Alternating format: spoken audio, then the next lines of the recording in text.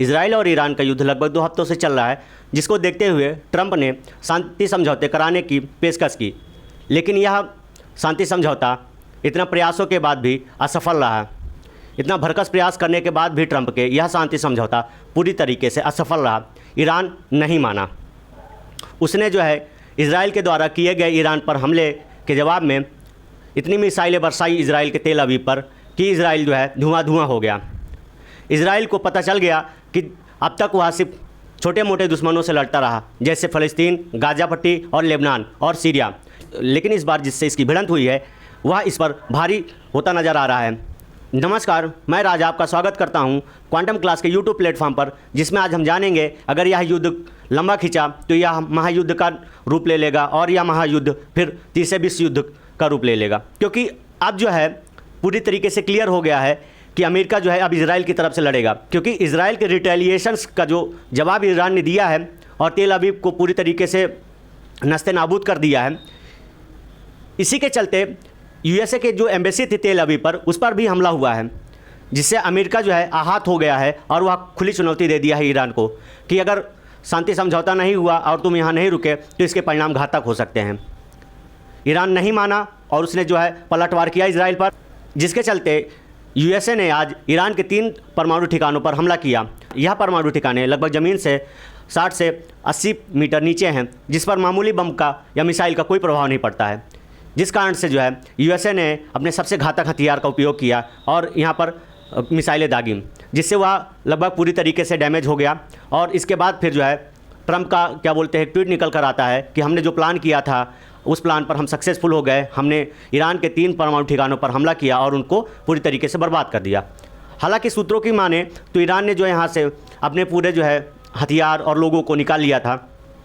दूसरी जानकारी मैं आपको यह दे देता हूँ, यह जो परमाणु संयंत्र थे यह जो है रसिया के द्वारा बनाए गए थे और इसका संचालन भी रसिया कर रहा था, क्योंकि ईरान अब तक जो है लगभग 60 से 70% तक जो है यूरेनियम को इनरिच कर लिया है। अगर यह जो है 90 या 90 से ऊपर जो है यूरेनियम को इनरिच कर लेता है तो जो है परमाणु हथियार बनाने के काबिल हो जाएगा, और जिसके बाद जो है ईरान भी परमाणु संपन्न देश बन जाएगा। और अमेरिका यही नहीं चाहता है।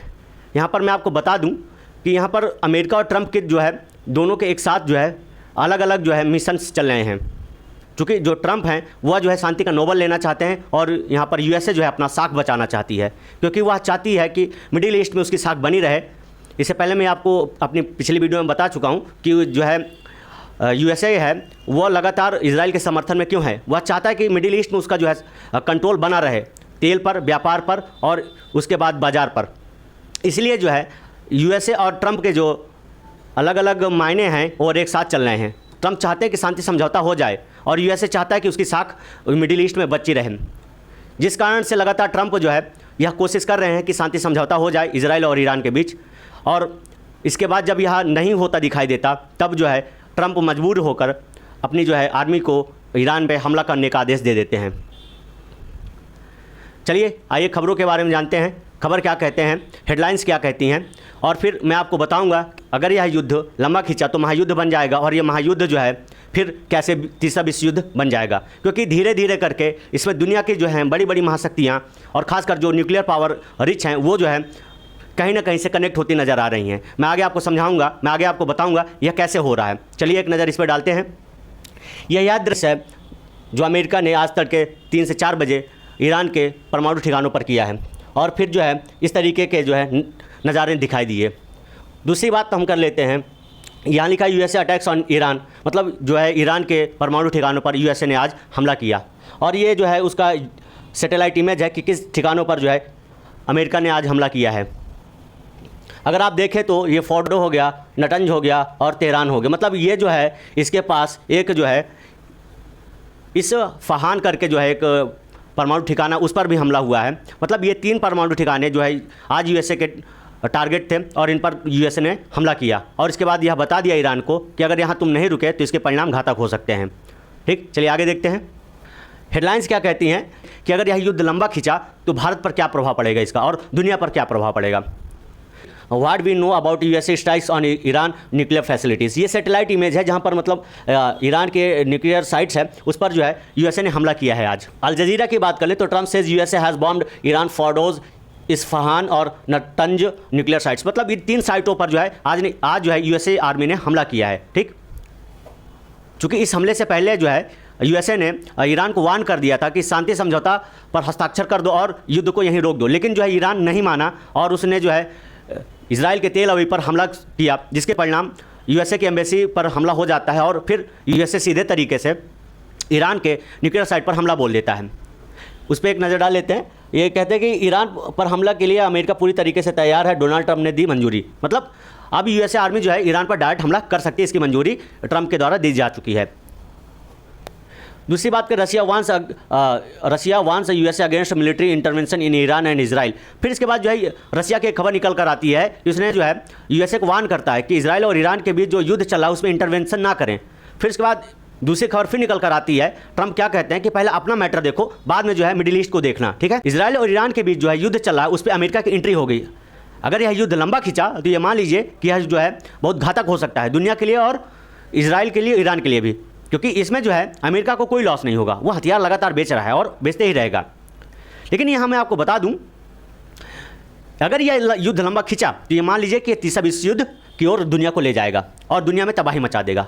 इससे होगा क्या, इससे दुनिया में भूखमरी बढ़ेगी, बेरोजगारी बढ़ेगी, लोग मरेंगे, भूख और प्यास से मरेंगे, शेयर मार्केट पूरी तरीके से बर्बाद हो जाएगा, लोगों के पास काम नहीं रहेगा, लोग अपने पैसे शेयर मार्केट से निकालेंगे तो पूरी तरीके से दुनिया का बाजार धड़ाम हो जाएगा, कच्चा तेल महंगा हो जाएगा।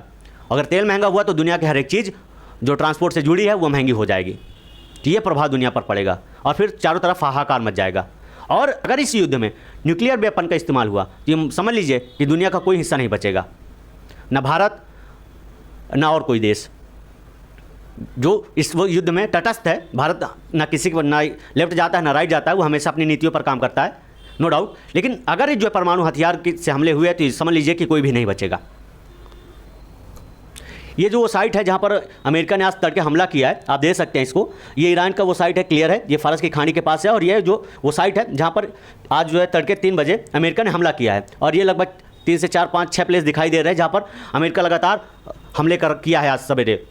चूँकि उसका प्लान था कि हम जो है ईरान के परमाणु ठिकानों पर हमला करेंगे और उसने किया। और उसके बाद जो है ट्रंप का ट्वीट निकल कर आता कि हम सक्सेस हो गए अपने ऑपरेशन में। ठीक, खबरों की माने तो इसमें जो है ये बंकर बस्टर्स जो है बम यूज ऑन की न्यूक्लियर साइट्स, मतलब यहाँ पर जो बम इस्तेमाल किए गए हैं वो बंकर बस्टर है। मतलब ये बंकर में जाकर तब फटते हैं, ऊपर ही नहीं फट जाते, क्योंकि बंकर जो ये न्यूक्लियर साइट है वो लगभग 70 से 80 मीटर नीचे है, जिसमें मामूली मिसाइल्स और बम का कोई जो है प्रभाव नहीं पड़ेगा। इसलिए यूएसए ने जो है बंकर बस्टर बम का इस्तेमाल किया है। ठीक है, आगे देखेंगे हम यहाँ पर फोर्डो पर, नटंज पर और इस्फहान पर, मतलब ये 3 साइटों पर हैं जिन पर जो है यूएसए ने हमला किया है। जो है B2 बम ड्रॉपर से जो है हमला किया गया है। मतलब ये जो इस न्यूक्लियर साइट्स पर हमले हुए हैं वो मामूली बम से नहीं हुए हैं, नहीं मामूली विमान से हुए हैं। इसका नाम जो है B2 बम ड्रॉपर है। यह जो है बम बंकर बस्टर बम को क्या बोलते हैं ड्रॉप किया है जाके न्यूक्लियर साइट पर, और ये बम जो है बंकर में घुसकर जो है तब जाके फटे हैं। क्योंकि ज़मीन से नीचे होने पर अगर ये ऊपर फट जाए तो कोई प्रभाव ही नहीं पड़ेगा। इसलिए जो है B2 बम ड्रॉपर का इस्तेमाल किया गया है, जो क्या बोलते हैं इतने खतरनाक मिसाइल से और बम ड्रॉप करता है जो बंकर के अंदर जाके फटते हैं। ठीक, B2 बम ड्रॉपर से किया गया 6 बंकर पर ब्लास्ट। B2 जो बम ड्रॉपर है इससे जो है न्यूक्लियर साइट के 6 बंकरों पर हमला किया गया, क्योंकि ये जो बंकर बस्टर बम है ये बंकर के अंदर जाके फटते हैं, मतलब ऊपर नहीं फटते हैं। ये बंकर को पहले टारगेट करेंगे, बंकर के अंदर जाएंगे, तब जाके ब्लास्ट होते हैं। और ये लगभग ये तकनीक जो है सिर्फ यूएसए के पास है वर्तमान में। ठीक है, चलिए आगे देखते हैं। इस अटैक के बाद अमेरिका ने अपने लोगों से कहा जितनी जल्दी से जल्दी हो सके इजराइल को खाली कर दो, क्योंकि अब ईरान फिर से अटैक कर सकता है। ये इसके बाद ट्रंप का जो ट्वीट निकल कर आता है वो इस प्रकार है। ये जो यहाँ पर अटैक किया गया है ये फोर्डोस, नटंज और क्या बोलते हैं इस्फहान है। ठीक है, ये 3 साइट है जिस पर जो है आज यूएसए ने हमला किया। अमेरिका ने इस हमले को मानवता के जो है हित में बताया कि जो हमला किया गया है ये मानवता के हित के लिए किया गया है, क्योंकि ईरान जो है शांति समझौते के लिए रेडी ही नहीं हो रहा है, वो मान ही नहीं रहा है, इसलिए हमें जो है हमला करना पड़ा है। शायद इसके बाद जो है ईरान मान जाए और शांति समझौते पर हस्ताक्षर कर दे। ठीक है, अमेरिका ने की इजराइल की मदद। अमेरिका ने जो है इस युद्ध के बाद जो है इजराइल पर लगभग 800 से अधिक जो है विमान उतारे हैं, कार्गो विमान उतारे हैं, जिसमें से बम, गोले बारूद और दुनिया भर की अनेक जो है मिसाइलें हैं उसमें। अगर यह युद्ध लंबा खिंचता है तो परिणाम घातक हो सकते हैं और फिर तीसरे विश्व युद्ध की ओर दुनिया को ले जाएंगे। चलिए आगे जानते हैं। भारत, अमेरिका तथा अन्य सभी देशों ने अपने नागरिकों को जो है इजराइल और ईरान से निकलने के आदेश दे दिए हैं। ये जो ईरान ने हमला किया था तेल अवीव पर, ठीक है, उसके बाद से यह आदेश आया कि पूरी तरीके से इजराइल को भारत के लोग खाली कर दें। फिर जो है दूसरा हमला यहाँ पर होता है इसके न्यूक्लियर साइट्स पर ईरान के, तब उसके बाद अमेरिका अपने लोगों को कहता है कि अब इजराइल सुरक्षित नहीं है, इजराइल को जितनी से जल्दी हो सके खाली कर दीजिए, ठीक है। अगर अब तक आपने हमारे चैनल को सब्सक्राइब नहीं किया है तो प्लीज़ इसे कर लें ताकि आपको ऐसी ही लेटेस्ट जानकारियाँ मिलती रहें। धन्यवाद।